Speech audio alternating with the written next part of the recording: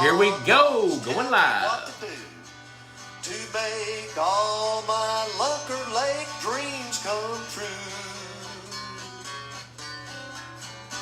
Hello everybody, Bob Lusk coming at you live from North Texas, the world headquarters of Pond Boss Magazine. And boy, have I got a fun show lined up for you guys tonight. You're going to get to see some pretty cool stuff. I've actually brought a few live fish in here in my office. Told the girls about it and they didn't think it was too cool, but I think it's pretty cool. So you know the drill. Hashtag Pond Boss Magazine in the comments section. Hashtag Pond Boss Magazine. Click like. Share this to your timeline.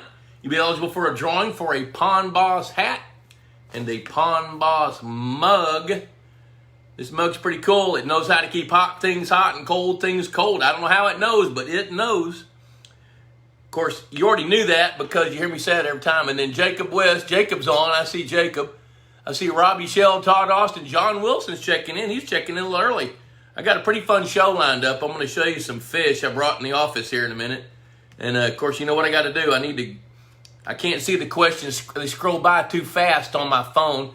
I see David Schneiderman, Michael Gray. So I got to get it on my laptop so I can pay attention to who's here and who's not and what's going on. So let me do that. Oh, here we go. God dang, it turned up pretty quick today. Jason Nepstad.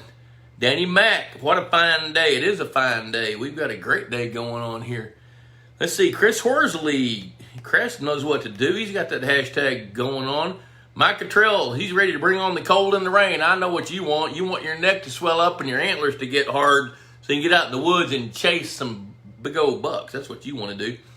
Michael Gray, I heard you got to hang out with our good friend Drew Hay from Pennsylvania on his way down, coming to the Pond Boss Bob Lusk Institute of Higher Pondology, and boy, we had a really big time. We had 15 people coming in and out and spend time with us, and it was just great fun. Jacob and Bobby were here, Wes. There's Frank James, John Funk, Wayne Lankers. Hi, Wayne, good to see you.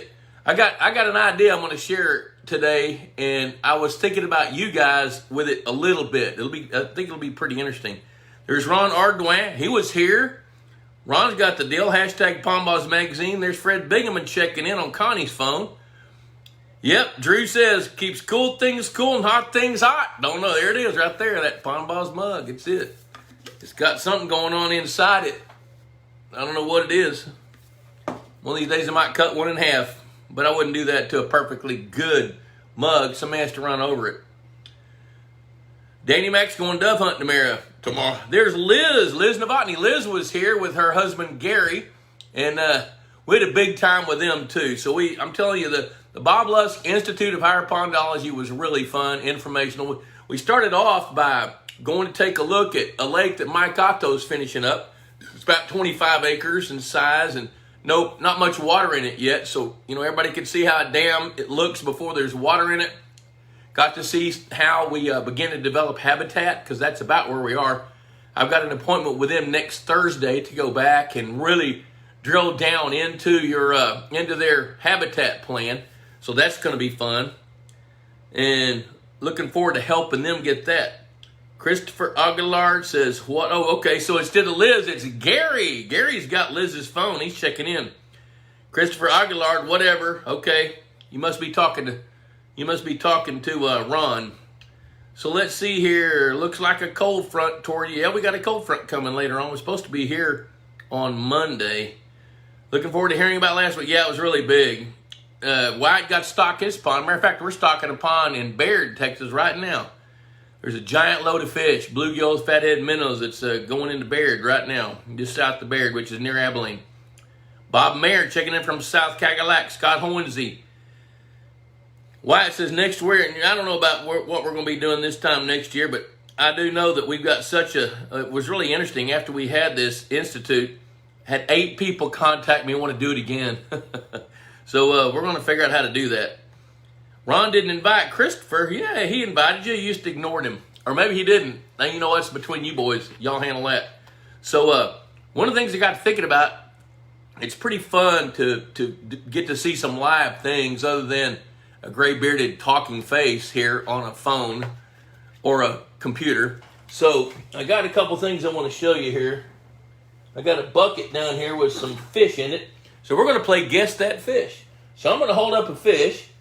Y'all need to tell me what it is. So let me see. I got to get it so it doesn't splash water all over my shirt. All right, here's the fish right there. What's that? Anybody know what this is? Oh, it's dripping on my laptop. All right, there you go. What kind of fish is this one? Who knows it? Come on. Y'all show me. Talk to me about it. What is that fish right there? Woo, dripping on my computer. All right, type it in the comment section. Tell me what that fish is. Somebody says BG. What does that mean? I'm not going to do the shortcuts. Type the whole thing out there, Matthew Pierce. BG. All right, what's a BG?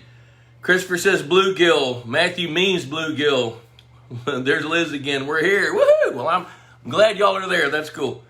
Ron says it's a bluegill. Sean Peter says it's a bluegill. That's it. That's a bluegill. So, what's a bluegill's role in pond management? And that's an adult bluegill. That one, believe it or not, it's 2 years old. It's been raised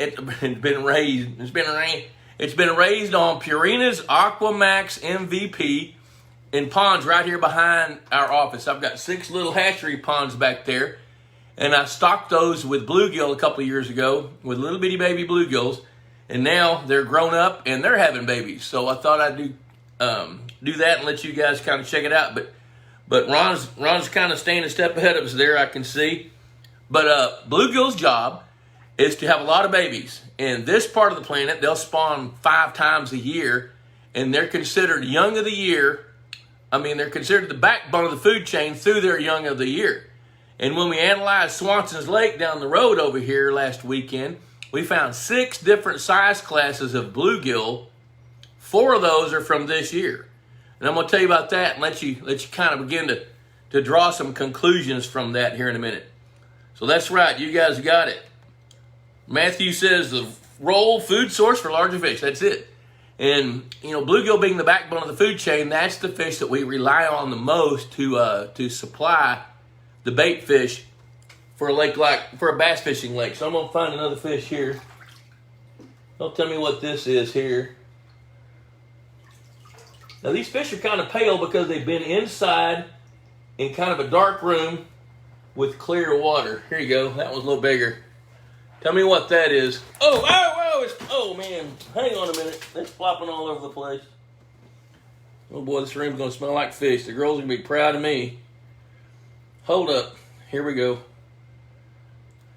Open your mouth, you little squirt.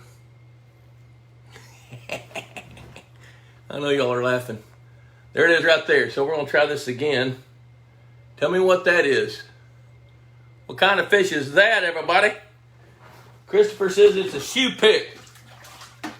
I like the way you're thinking. I just don't know that you're spelling it right. I know there's got to be a CH in there somewhere. So we got to get the water off my laptop. Oh, I'm going to be in trouble. Okay, so what kind of fish is that? You guys know what it is. I already know. Look at that. Fred Binghamton got it. Connie, let's see here. Debbie Lusk. Oh, no. Debbie's watching the show. Woo, I'm in trouble now. You really need to handle my fish better. I love you, honey. That little red ear just took a dip down here on the floor. The floor that you stained, by the way, which looks great right here. I'm going to scroll back up here and see what's going on. Tim Stewart says, I've seen that fish. Yes, you have. We were thinking about sending that fish to Florida, but decided to keep it. So there we go. Jason Nepstead got the laughing faces. I love you, Jason. That's pretty cool. So anyway, yeah, that's a red ear. Now, what's a red ear's role in a fishing lake? I'm going to back up on the bluegill a little bit. The further north you go, the fewer times bluegills spawn during the course of a year. And so, like bluegill in Detroit, Michigan don't serve the same purpose that they do outside of Atlanta, Georgia, for example, or even in Lake Charles, Louisiana, in that Hurricaneville down there. Y'all need to change the name of that town to Hurricaneville. Let's see what else we got here. Red ear sunfish. That's it. That's right. Christopher. Oh, there you go. There's how you spell shoe pick. That's it. Attaboy. Yeah, it's a live one until I dropped it on its head, but it still is. Let's see here. I'm glad to see my honey checking in. That's good. I never know if she's watching this show, so I kind of have to behave sometimes. Jeff Thompson just finished construction on the bluegill hatchery pond. Would you add pea gravel? Pit, what size and what? Yes, I would. I would absolutely would add pea gravel. I would put that in the water. If you're going to have a hatchery pond, I presume you're going to be able to keep the level of that pond full. And that being the case, I'd want my bluegills to be spawning from 18 inches down to maybe 3 feet deep. So I would build those bluegill nesting beds of gravel, like blasting sand or pea gravel. Now I tell you what, don't do. Don't use crushed rock. If you use crushed limestone, it's like a base for a road. It's too sharp and jagged. It will cut the fish. As they try to move those rocks, it will mess them up. So use washed pea gravel like you'd see in a stream bed. And you can buy that stuff. Of course, where you live, you may not. I see Micah checking in from Indiana. Christopher Aguilar says he's done with South Louisiana. Man, it's in you. I don't know what you're going to do. There's Billy Birch. Catfish Birch is checking in from Southeast Texas. So what do red ear sunfish do? Red ear sunfish, holy cow, now that I got my computer wet, my fingers wet, can't control my mouse very good here, trying to scroll up so I can see what's going on here. Red ear sunfish are kind of an insurance policy. They spawn one time a year typically, sometimes twice if their nutrition is good. And their job is to, when I say insurance policy, they're going to add to the food chain of a bass fishing lake typically. They're also called shell, in South Louisiana they're shoe pick. In the Southeast they're shell crackers. They might be called chinkapin perch in some parts of the country. But they're red ear sunfish. That's what everybody calls them, that when they want to call them by their real name. But they've got these two little bony pads in the back of their throat that when they get a snail in their throat, those little bony pads squash together and crush that snail so they can digest it. So that's pretty cool how they do that. And so they serve a little different in the food chain. Oh my gosh, Debbie's getting a whole lot of love on her comment about handling her fish. That's good. All right, there's Philip Benefield checking in. All right, I got another fish. You want to play this game again? Let's see who knows what this is. Let's see if I can catch the little darling. You think that last one was feisty? This one here, I got to hold it by the mouth. Ooh, it's wanting to go. All right, folks, what's that? Oh, God, dog it. Oh, I'm juggling a fish. Oh, get back here, you little squirt. Slippery, slimy little squirt. Y'all bear with me. You know the drill here. I'm kind of hamstrung this son. Not having an assistant up here. See, if Debbie was up here, she could be doing this. Okay, I'm going to try this a little different now. I'm going to hold him like that. Okay, what's that? Who knows what this is? Huh? Come on, talk to me. What kind of fish is that right there? What is that little darling right there? Who knows that? Yeah, come on, bring it on. Yep. Christopher Aguilar calls them all brim. Yeah, you can do that. Danny Mack thinks it's pretty funny. Who recognizes that little fish right there? Oh, man, Matthew, you're killing me, dude. You're right. Tilapia. It's Tilapia. Frank James got it. Jason, this is this is Bob's first time handling fish in the office on front of my laptop. Yep, I've never handled fish before. Be easy on me. Green sunfish. Nope, Rick. Good guess, but it's those are tilapia. Now, where do tilapias rolls? Now, I know that Fred Bingham is sitting there kind of gnashing his teeth because he can't use tilapia in Illinois. They're against the law. They're against the law in Missouri as well. But where we use tilapia in private pond and lake management is in areas where they're legal, and that's a tilapia Mozambique, by the way. Those are legal here in Texas. David Schneiderman's getting cute. I like that. He's putting a scientific name in there. What's a scientific name for bluegill? Somebody knows what that is. And while you're at it, give me the scientific name for a red ear if we're going to play that game. Matter of fact, I'm thinking to show you something that you've probably never seen live and in person. Let's see you tell me that. So, David Schneiderman with Easy Doc, one of our sponsors. I'm going to be easy on him because he is right. And he actually spelled it right, which is kind of cool. Yep, they're against the law in Louisiana? Well, here's the reason they're against the law in some states. They're exotic species, for one thing. And but like Mozambique tilapia, they die when the water temperature hits 52 degrees. So even if I could stock them in South Louisiana, I wouldn't do it I had a little heartburn when I first started using those fish because I didn't like the fact that they die. So here in North Texas, they die by about the second week of December. They get real sluggish before that, and then they die. Well, what I thought was going to happen is they would die, and the shoreline would be littered with dead carcasses, and if we put them in there to be forage fish in the spring, to have a lot of babies to support an overcrowded, stunted bass population, then they're going to have a bunch of babies, prop up the bass, make that stunted bass grow from 13 to 14 inches, and then have a massive die-off, and they all went away. That's what I thought was going to happen.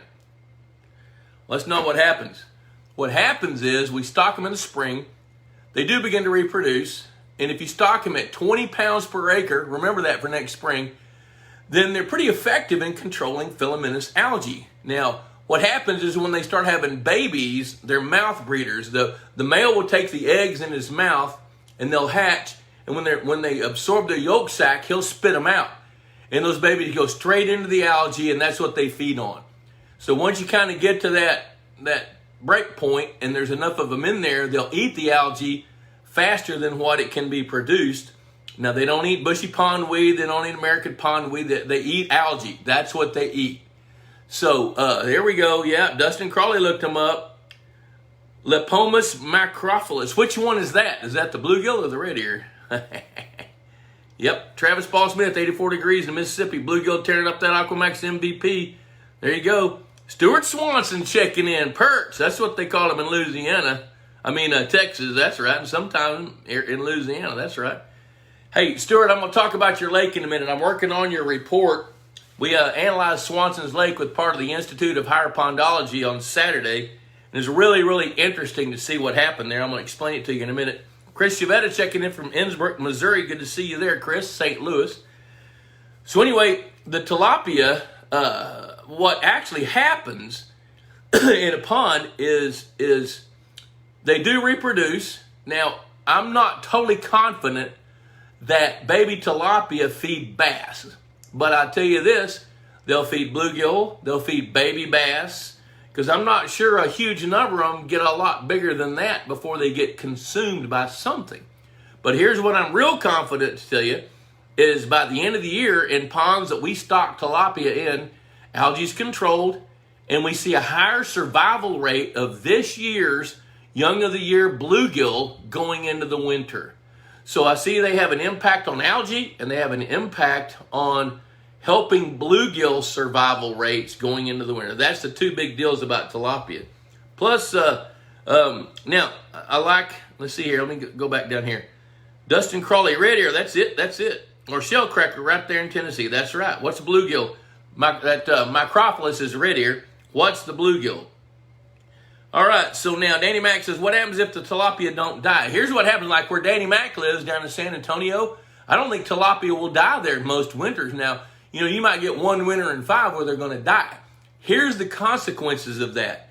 If they don't die, they grow up, get larger, and they consume space. Even though they're grazers, if you've got a 7-pound or 8-pound tilapia and they're competing for space with a 7-pound bass, we don't particularly like that. And so if the density of tilapia gets too high, like you see in the San Antonio River, and Danny Mac, about that, then you can actually see them influencing your phytoplankton bloom, which then influences survival rates of your newly hatched bluegill. So with the tilapia not dying like they would, and I go through, if we take a line and run it from, say, Waco, Texas to Natchitoches, Louisiana, and then going back over through south central Mississippi, Alabama, and then curving up toward, say, Savannah, Georgia, much farther south of that line, your odds go up that they can survive most winters because your water temperatures, if they don't get below 52, these fish won't die. And I'd rather use them where I know they're going to die, because that way they serve a specific purpose, then we can do it again next year. And if not, if they survive, like in San Antonio, then you're trading problems, and they don't bite a hook too good. So that's the way I see that. There's Jake Hughes checking in. Doug Brown, I guess that's why when I order fish in the spring and fall, they ask me to add low percentage shell crackers. This fall, 800 copper nose plus 50 shell crackers. That's right, because the shell crackers are an insurance policy. I got one more creature I want to show you here. Don't tell me what this is. I got something pretty dead cool to tell you about this thing. I'm going to hold it by its nose. What in the world is that right there? Come on, kids, tell me. Look at that. It's got a pointy nose. Maybe you can see that. You see that pointy nose? What in the world is that little gadget right there? Dripping all over my laptop. Who knows what it is? See, it wanted to pinch me. Look at that. I'm going to get him right up close so you can see it. What in the world is that? Give me the scientific name, all you guys that are playing this game. What in the world is that? Micah Jefferson says it's a prawn. Anybody agree or disagree with that? Come on, you guys play the game here. And if it is a prawn, give me the scientific name if we're going to play. We're going to do this right. Sean Peters, freshwater shrimp. Connie Fred Bingaman, prawn. Christopher Aguilar, prawn. What kind of prawn? Frank James, dinner. Frank, I like how you're thinking. All right, so somebody's going to look it up. Y'all, somebody's going to go to the University of Google and find the name of that creature and type it in here so everybody knows what it is. Isn't this fun? This is pretty fun.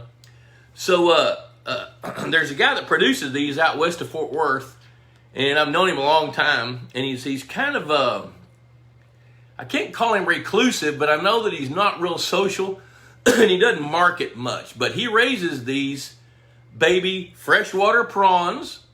Somebody's got to be typing. Somebody's got to be looking at them. They're checking in from Virginia. So good to see you, buddy. Hey, Cameron will be here next week. Hadn't seen Cameron in a while. We'll be thinking about you when we're eating prawns, if I've got any left. So anyway, the prawns, what I was thinking there was I've got 6 ponds right out here behind me, and in 5 of those ponds I've got, well, actually, all 6 of them have bluegills. But the 3rd pond down, I stocked 7 adult red ear and 225 small red ear fingerlings. I put the red ear fingerlings in there probably in November of last year with some bluegills. And then we put 7 adult red ear. Matter of fact, that one that you're looking that I showed you a while ago is one of them that that we stocked in that pond, hoping they would reproduce. And I got them kind of late in the year. We shocked them up out of a lake where we were getting ready to drain, so I was pretty comfortable hauling them over here so we could see about trying to get them to spawn. So we brought those over and we seined that pond. Matter of fact, Tim Stewart helped seine that pond with Drew Hay. Drew's on here. And hey, Drew, if Maddie's watching, tell Maddie the pond boss said hello to her. I didn't get to talk to her while y'all were here, so tell Maddie the pond boss says howdy. But anyway, Drew and his sidekick Nick and Tim and I seined this pond, and that's where we got these shrimp. Well, what the point I want to make with those freshwater shrimp, those prawns, is I was talking to the shrimp producer, Craig Upstrom over west of Fort Worth, and he was having a hard time selling some this year, so I bought a few. I bought like 10,000, and I put 5,000 or 6,000 in this pond back here, which is a half-acre pond.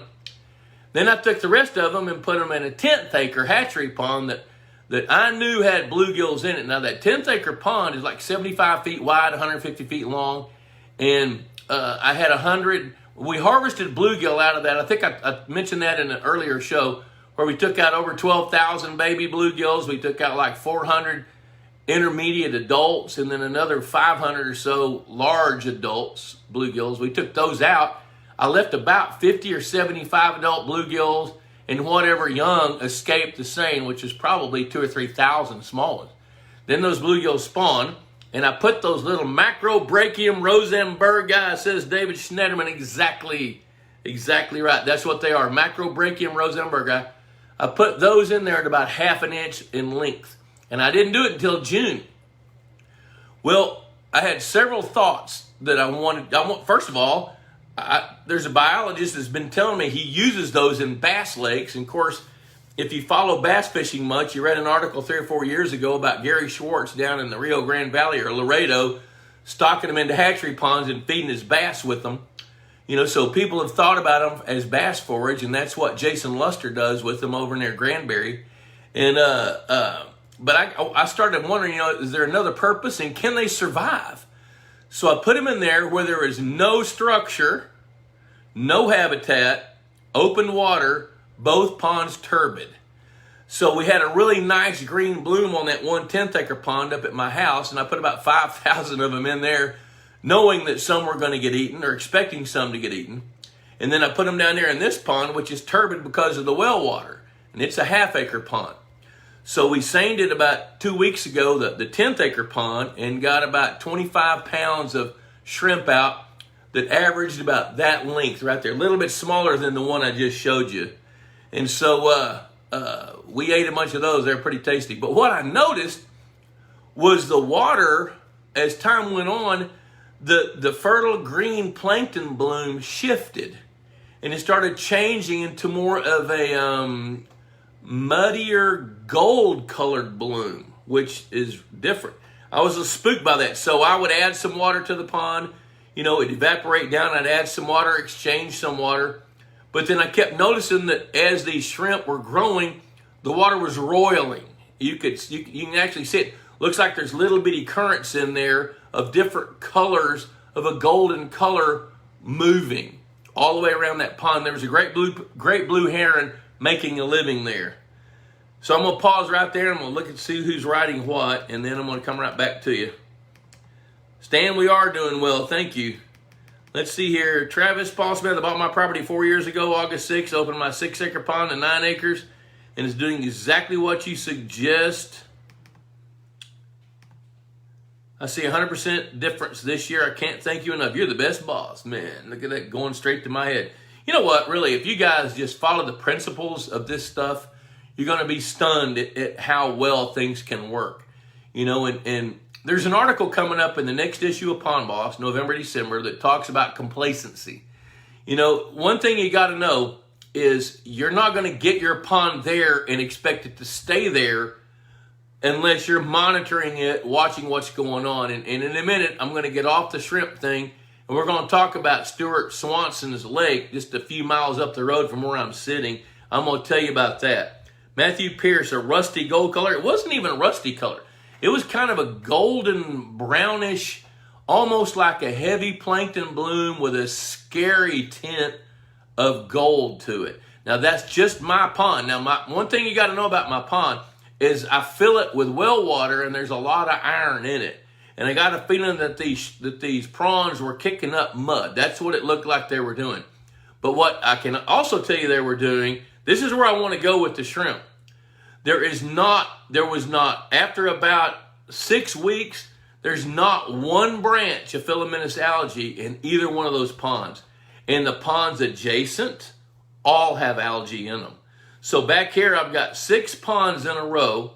That pond has no algae around the edges of it, even though the water's turbid from the well water. When my well water hits the air, it begins to oxidize the iron. And when that happens, there's a chemical reaction that causes the positively charged iron molecule to snag some clay particles and keep them suspended in the water column, which I don't care about that because the bluegill will eat Purina's Aquamax MVP products. That's what I'm feeding those fish. So, let's see here. So anyway, when I put the shrimp in there, I had no expectations at all. I was hoping they might survive. I wasn't sure if they would or not.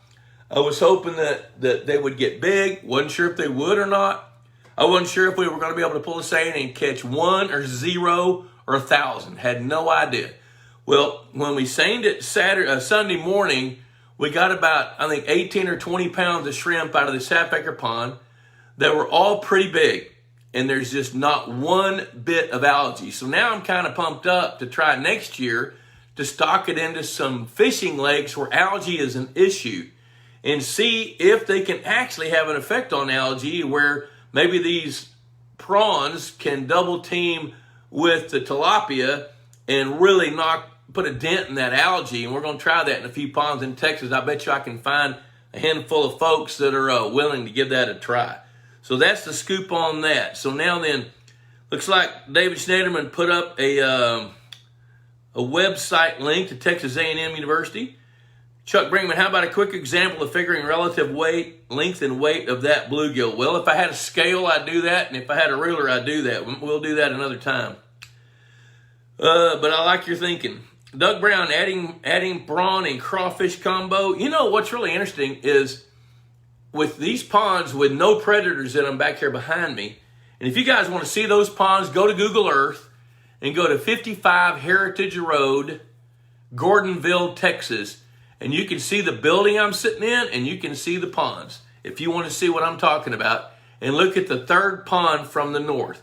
That's where these prawns were, that's where the red ear were, and that's where the bluegill are. And so we were able to get a little bit of, we got a few red ear sunfish out, but they didn't spawn nearly as much as I would hope they would. There's Steve Lewis checking in from Hot Springs. Thanks, man. Let's see here. Yeah, and Drew, hey, there's Drew. Drew helped sand that pond with Tim Stewart. The shrimp are huge. It was amazing to see the difference in the ponds. Yeah, those ponds are pretty different. Those freshwater shrimp, the biggest ones, I haven't measured them, but I'm going to tell you from the tip of that rostrum, that pointed nose to the tip of their tail, we've got some that are probably 8 inches long. Now, of course, when you take the tail off, it's about that big. That's still a pretty good little nugget. Let's see here. I'm going to back up a little bit. Chris Yvette wants to mention the stocking rate. You know, my stocking, I'll tell you exactly what I did. I kind of felt bad for Craig because he wasn't selling very many. So I just bought, I think I bought 8,000 is what I bought. And I put about, I'll tell you what I did. I put 5,000 in this half-acre pond, 3,000 in the 10th-acre pond. And they cost, depending on how big they are, anywhere from 10 cents to 15 cents a piece, something like that. And so if you guys are interested in doing some of that next year, but what the stocking rate should be, I have no idea because nobody does that. But what I'm going to try next year is I'm going to find some lakes and ponds that have algae and put those prawns in there and space them out where the algae is. Now, here's the obstacles that I can see forthcoming. One, great blue herons love to eat them. And I had a great blue heron camping out on my 10th-acre pond all summer long after I put those prawns out there. I know he ate a bunch. The second thing is you put a little bitty bait fish or a little bitty creature like that in a pond, bass are going to eat it if they can. Now, what was encouraging to me when I was talking to Jason Luster about this stuff, he tells me that he's got several lakes where he'll stock them, give them about 6 weeks, stock more, give them 6 weeks, stock more. So he stocks them in stages. He didn't tell me how many, but I bet you can stock them at 500 or 1,000 per acre and make a difference in the algae. Now, I don't know that to be true because this is a brand new concept just boiling through my mind, and I'm sharing it with you right now. I have no scientific proof. I have no replications. I have no ordained any kind of a research project in my mind. I'm just giving you some anecdotal observations from what happened here that I didn't expect. But I want to try it next year on several ponds, so we're going to do that. So, Chris, the stocking rate is to be determined because I really don't know what it is. Christopher Aguilard, my water's murky now, but working so much I can't investigate. Yeah, you know what? I kind of see that. Danny Mack says, you just opened a topic I'm very curious about, flocculants. Boy, that's a dirty word. Many are offered now for lakes and ponds, but there are anionic, cationic, and non-anionic. Some can be dangerous to your fish. Exactly right. Like alum, that can be dangerous to your fish. So be smart about what you put in the water to flock out the colloidal clay. Tonight's drink of choice is Dr. Pepper 10. Okay, Travis Smith. Hey, there's Greg Grimes.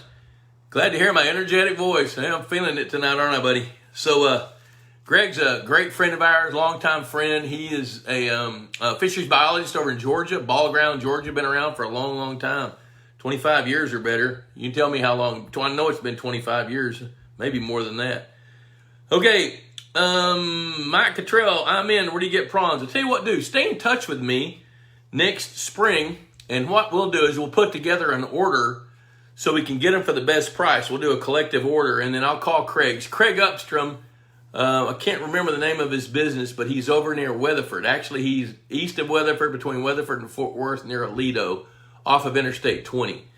You know, and so I think it'd be fun to give it a try and just see what happens. So, all right, so now I'm going to shift gears. Of course, I want you to know, you guys got the drill, hashtag Pond Boss Magazine. Click like, share this to your timeline. You're eligible for a drawing for a Pond Boss hat and a Pond Boss mug that knows how to keep hot things hot, cold things cold. We don't know how it knows, but it does. Pond Boss Magazine, $35 a year. Thought I'd show you this one. Here's Dave Davidson. Hey, Dave, good to see you, buddy. Yeah, the Christopher Aguilar's got a 23-pound bass. Let me tell you, if you got a 23-pound bass, you got $1 million bass, and you probably ought to get it out of your pond. Call me about it, and I'll tell you what to do with it to get that $1 million, and I'll do it for a 10% commission. All right, so anyway, I've got this one up to show you. There's a windmill there. We had John and Tanya Red at the Bob Lusk Institute of Higher Pondology. We started Wednesday night of last week. Started actually with this show. And then on Thursday, we went and looked at the lake that Mike Otto built. Then we went and spent 2.5 hours with Jimmy Houston and got to listen to his philosophy, stand on the dock and listen to him as he petted Lucy, his pet doe, and talk about his philosophies on fisheries management, which was kind of fun. It was really fun. He was very gracious with his time. We went around to his 77 acre. He's got a 100-acre lake that blew out in 2015. He's got a 77-acre lake on the other side of the property. He went and showed us his overflow design. He's got 4 pipes that act as a siphon, and then when the water gets too high, it flows over the top where all these pipes come together for flood control. So it's pretty cool. Greg's been in the business 27 years. Wow, that's cool. Yeah, Frank James, you guys that want shrimp, you guys visit with me about it. Just send me an email. Just send it to boblusk@outlook.com. Because I think what would be fun is if we could put together a group of guys, set up a budget, get shrimp to everybody, and then we can do a little research project that could help the pond management industry, where we could help people learn, whether these things do eat algae, what's your survival rates, which I don't know how to figure that out because I don't know if they'll shock up. I do know this. One thing Jason does is he goes out at night sometimes with a really bright, what's the light? Q-beam light, and shines it in the water, and you can see their eyes. Their eyes glow. They'll send a reflection back. So anyway, you that are interested in experimenting with these prawns, just let me know, because I think it'd be kind of fun, and if we could write up a little scientific paper and share it with people, that'd be pretty fun. So now, after we finished with Jimmy Houston, we came back to my house, had a little lunch, and then we went inside Lusk Lodge Commitude, which is for sale, by the way, if anybody's interested in buying a homestead with raised bed gardens, 8 ponds, 4,600 square foot house, a nice cabin, 2,700 square foot workshop with a tractor shed in it, moon lighting in the trees. What else? I don't know. It's a pretty cool place. You can ask anybody that's been there. We built it to share with people, and it's about time we part with it. So anyway, how far north do prawns survive? Well, when the water temperature hits in the mid to upper 50s, they die. So they're tropical. So the prawns, what you do there is you stock them in the spring when your water temperature is warm enough, like in the mid 60s going up. That's when you stock them. And then when the water temperature gets down into the low 60s, mid 50s, you better be harvesting them if you can. Because when they get what I think will happen in a pond is they'll get real sluggish and get picked off a lot easier, because now they're quick. They're as quick as a crawfish. I mean, one flip and choom, they're gone. As a matter of fact, when I was trying to catch these, I got 2 of them down here in this bucket. They were a little hard to catch because they're flipping around that bucket. But going back to what we did at the Institute of Higher Pondology, we spent time in the classroom talking about the 5 fundamentals of pond management. And you guys that watch this show know these. Happy water, we got to have happy water. Great habitat for the species and the different size classes of the different species of fish. Got to have a food chain. If we don't have any food, nothing's going to grow. And I'm talking about food chain for little bitty fish all the way to big fish. The right kind of genetics if we're looking to grow big fish, and then a harvest plan. So we really hammered hard on those topics. And then the next morning, we started talking about how to properly build a lake, some of the thought process through that. I had 3 guest speakers. I had Mike Otto talk about building lakes and building Jim Swanson's lake and Stuart Swanson's lake. And then Mike probably spent an hour and a half talking. Robbie Mays, one of the owners of American Sportfish Hatchery, was here. He spoke about the business of pond management and doing business with fish hatcheries, and then talked about how American Sport Fish Hatchery does what they do. And John Red gave a pretty big overview on different kinds of aeration, from bottom diffused aeration to circulators to wind-driven to solar-powered aeration. He kind of gave us a status of the industry on what's going on with that. So looks like Matt Rails picking on Greg a little bit, which we all earned that. That's right. Let's see here. Doug Brown, don't forget about the Georgia guy next year. You know what? Here's what I'm going to count on you guys to stay in touch with me, because I will not remember all this. You guys, if you send me an email, I'll start a file of everybody that wants a few of these giant prawns.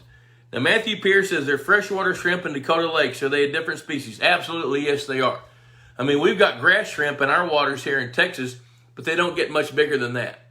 You know, a huge one is that big. So if you're hungry, you better get about 4,000 of them, and good luck. You know, but yeah, there are different species. There are. You guys have scuds. You've got freshwater shrimp, and there are freshwater jellyfish. You know, in the United, there's freshwater, all kinds of cool stuff. But these are native to Australia. Now, the biggest ones I've ever raised, which I raised some, believe it or not, back in 1981. Had them air freighted from Hawaii, because that's the only place you could get the post larva. And we grew some that were 12, 13 inches long from their tip of their nose to their tail. Now, here's a little catch-22 with these things you need to know. They're cannibalistic. When they molt and they shed their skin, shed their shell, they're real susceptible. So if you got them confined, they're going to eat each other. I had those pounds of them that we seined up on a Sunday morning, and I didn't put them on ice until Monday morning. Tuesday morning, yesterday morning. Well, I went in there, 19 of the little dolls were dead on the bottom, just carcasses laying there where their kinfolks thinned them out. So anyway, that's what I got to tell you there. Ben Ship, pending on the price, sign me up. I'll tell you what I expect the price to be. I expect the price to range from 10 cents a piece to 15 cents a piece based on their size plus freight. So that's what I think is going to happen. So 1,000 of them would be anywhere from $100 to $150. And if you can get algae control for that, that's a pretty good bargain. Now, that's what I'm going to try, and I'm not going to make any promises because we're dealing with nature, and I have no idea. Kelly wants to know, I can get a few adult tiger muskie for my St. Louis 4-acre pond. What's your thoughts on muskie as a method of culling abundance of 13? I love using tiger muskies to cull bass.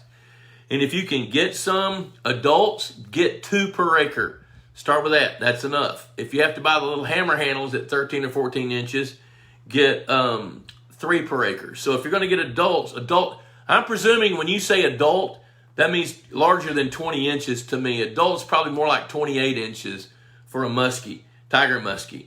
So I would look at getting 2 per acre.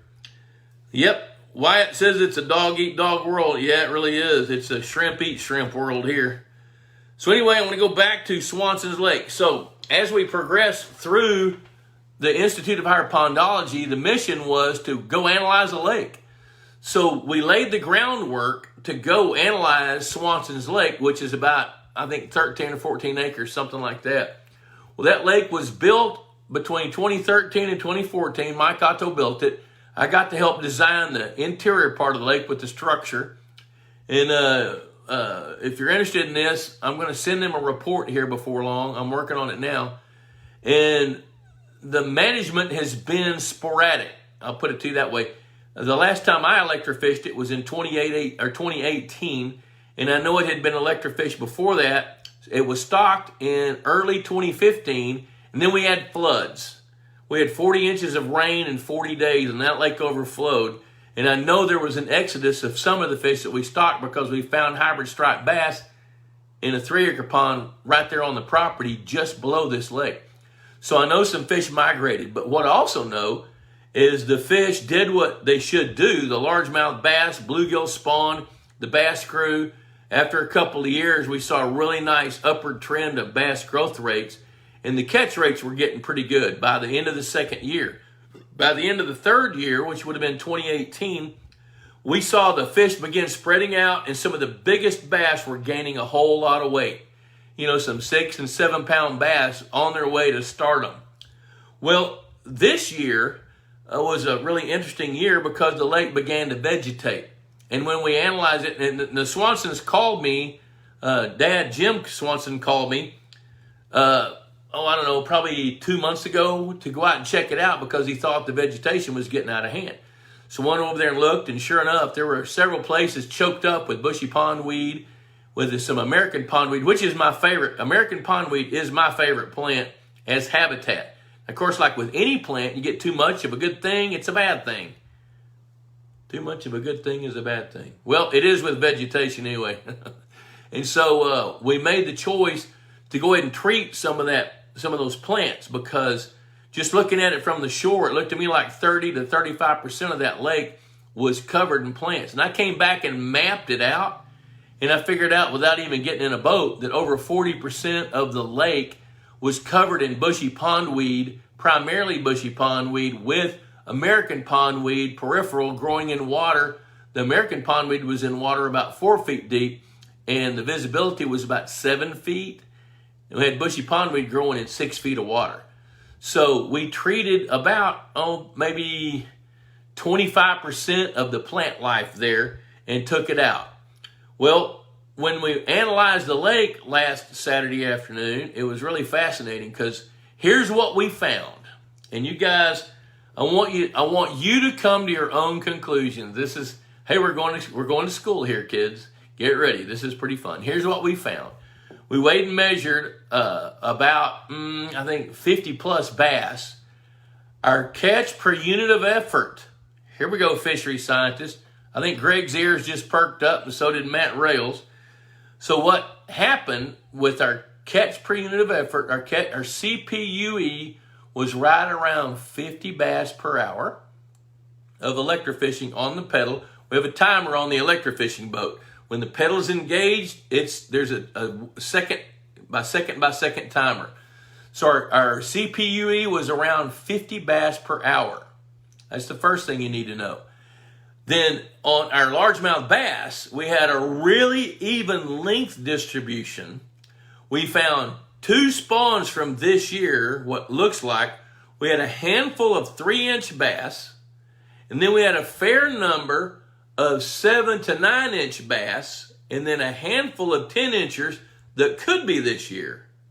And then the rest of the lengths, there was no overcrowding clog of any size class of fish. So here's where it gets a little bit complicated, and I want y'all to tell me why. When you look at the standard curve and compare these fish to the standard curve, their relative weights were 85 to 90%. And that's from fish that were all the way from big enough to weigh, like at 5 inches, all the way up to 22 inches long. Every single bass we weighed, with the exception of about 4 or 5 of them, were hovering along the standard curve just slightly to the left. Most of them around 90 to 92. Now here's the other thing. There was a stunning amount of bluegills. We found 5 year classes of five size classes of age 0 bluegills. They ranged in size from about 1/2 inch up to about 3.5 inches that were hatched this year. It was very distinctive. You could see it. You could see the 1/2 inch fish, 1.5 inch fish were next, then about 2 1/4 to 2.5, then 3s, and then 3.5s. So we had 5 different size classes of age 0 fish, and they were abundant. We shocked up 2 or 3 schools of mature threadfin shad. Think about that. 1 triploid grass carp, and some really great looking mature red ears, about like the one that I showed you in this bucket. They're still doing good. I'm going to have to go get them in the water in a minute. So now, why would the bass be underweight with an abundant amount of forage fish in the water? So now you need to ask me some questions. So I'm going to circle back. There's your question. Why the bass were evenly distributed according to length. They were consistently right around 85 to 92 relative weight. Most of them right there on that 90 percentile relative weight with abundant bait fish in the lake. So why would it be that way? So now I'm going to circle back here. Vito, shocking results. It was. And you know what? If you want to see it in action, when we finish the show, scroll down on the Pond Boss Facebook page and there's a short video that shows us weighing and measuring bass and checking these fish out. Just a short video of working on Swanson's Lake. So Vito says, Pond Boss, education does a person good. Yeah, milk does a body good. Pond Boss does an education good. Jason Rutledge is checking in. Chance Birch, hey, I plan on introducing the tiger bass from American Sport Fish. How many per acre would you stock? I got bluegill SC, bluegill SC. I don't know what SC is. Bluegill SC shellcracker. I got it. I usually see. I'm looking for RE for red ear. Bass and catfish in there. It's a 2-acre pond. If you've got largemouth bass, don't stock any unless you know what to stock. If you don't have largemouth bass, Chance, I'd stock. Of course, it depends on your goals, and then I would stock at least 50 per acre, probably more like 100 per acre. You can go higher than that with certain caveats, but I think the standard recommendation is going to be about 100 bass per acre. Greg Grimes, the professional fisheries biologist, too much vegetation hiding the bluegill from predation. Anybody else got that? Dave Davidson agrees with Greg. Kyle Edwards checking in. Ben Ship, Clark Cole, too much cover for bait fish. Wyatt says, well balanced but not big enough bluegills. Ben Ship not harvesting any bass. Frank James, not enough cover for bass to ambush prey, had to chase. Kelly says, bad genetics and stunted when young. Well, of course, Greg Grimes, being in the business, he bounced on it really, really fast. Every time we went over a pile of bushy pondweed, it would boil up like popcorn. We'd see all those little bitty bluegills coming out of it. So this is a classic case where there's too much vegetation. It gives an advantage to the bluegills where they can hide and they're not available. So even if the bass wanted to go eat them, all the little bluegills got to do is turn, act like Nemo, duck, and run for cover. And it's got cover. There wasn't anywhere around that lake where cover was not within a short distance. And it was packed full of those bluegills. So remember the different concepts. You got to have happy water, which they did. And when you have habitat, as goes the habitat, so goes what lives in it. And it turns out that lake was actually it still is, we're going to work on this, it's about 50% covered with bushy pondweed with American pondweed. Just the majority of it submerged down under the water 3 feet, 4 feet, all the way down to about 6 feet. So when you've got these clusters of pondweed that the bluegill can hide in and feed in, they don't have a reason to come out. Now what's going to happen when these plants go dormant? There goes their cover, and it's going to open that lake up, and there's going to be an exodus of those bait fish, and the bass are going to gain some weight. And another little clue that I threw out there for you is we shocked up only adult threadfin shad. We didn't see any baby shad anywhere. Why would that be? That's another clue. So when you're evaluating a lake, or when I'm evaluating a lake, I'm looking at all these different clues. Here's the clues again. Whole lot of vegetation. Bass are underweight, adult threadfins, and this time of year we should be seeing baby threadfin shad in big schools. You know, baby threadfins that are about 2 inches, 2.5 inches long. We didn't see one baby threadfin shad in that lake. Now the lake downstream, we saw a bunch of them, and that water's turbid, and it's not loaded up with plants. So there's a food chain gap in the big lake. So the threadfin shad in that crystal clear water where visibility was how deep? 7 feet. So with 7 feet of visibility, you don't have a plankton bloom. Baby shad have got to have a plankton bloom. So the shad population did not get a chance to excel this year because the aquatic plants took over. And when those aquatic plants take over and they consume a lot of the nutrients and they open it up, the habitat for baby bluegills to hide, they're not available for bass to eat. And that's the problem with that lake. Way too many plants with an abundant food chain that's inaccessible. The cafeteria doors are locked. So now we got to figure out what to do to open them up. So now the recommendation that I'm going to make is I really do think we need to make up for that weight loss. If we don't do that this fall, odds are that they're not going to be able to regain that. So one of my recommendations that I want the Swansons to think about is let's add a good stocking of an affordable fall forage fish. Now, some of that's going to be rainbow trout because we don't want those 17 to 22 inch bass that have lost a little bit of weight. We don't want them losing weight. So if we put some rainbow trout in there as soon as we can, that are about 8 or 9 inches long, we can selectively feed those. And the majority of the bass that are in there are too big to be eaten by those bigger bass. So we don't have a stunted bass population at all. Even though they're underweight, we don't have a stunted bass population. What we have is food availability or a lack of food availability. That's what we have. And then with the clear water and all the production tied up in plants, those nutrients were bound and weren't able to be used by all the fish, especially the threadfin shad. So that's what's going on right there. Okay, so now I'm going to go back and see what we got here. Okay, Micah Jefferson, because the bass are coming out of the summer stress, hot water, be putting on the feed sacks. They're going to put on the feed sacks as soon as that plant life goes away.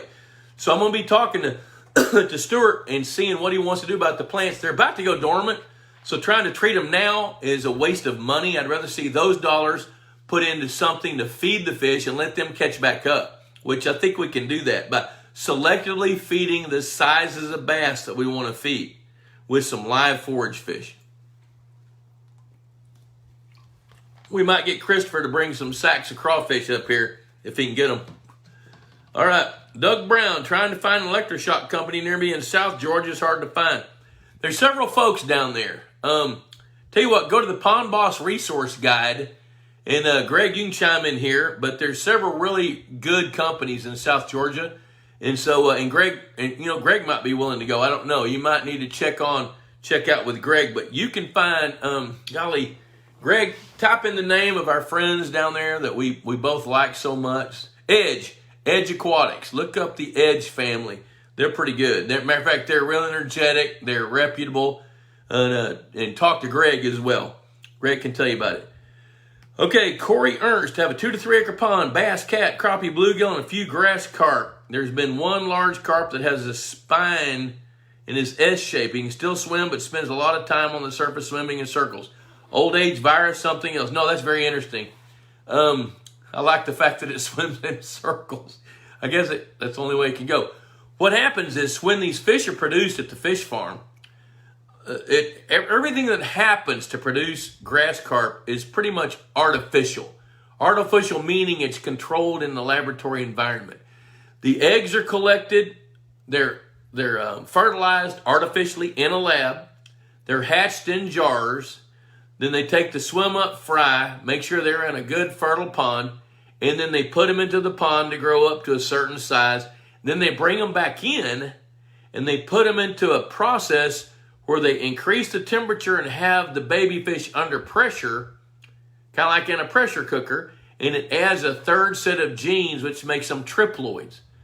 Well, what happens during that process is some of the eggs hatch too fast, then the spine doesn't develop and they get scoliosis. And you see it, it's fairly, it's rare in number, but it's common in practice. So there might be 1 in 15,000 or 1 in 20,000, and normally they see them and pick them out, and they get thrown on the bank. Well, you just happen to get one that wasn't thrown on the bank. So it's not a virus, it's no disease, it's just a birth defect. That's what you can call it.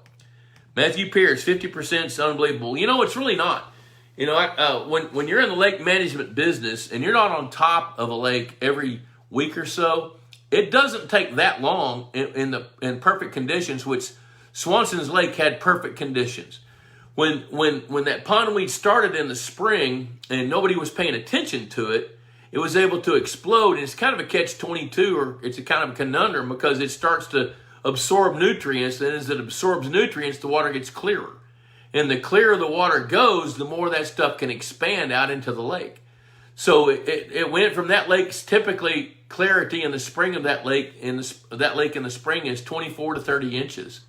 Well, when that bushy pondweed blew up, probably at the first or middle of May, that's when the water got clearer, we didn't have the flushing rains that we typically have that sometimes impacts growth rates and adds turbidity to the lake to minimize the growth rates.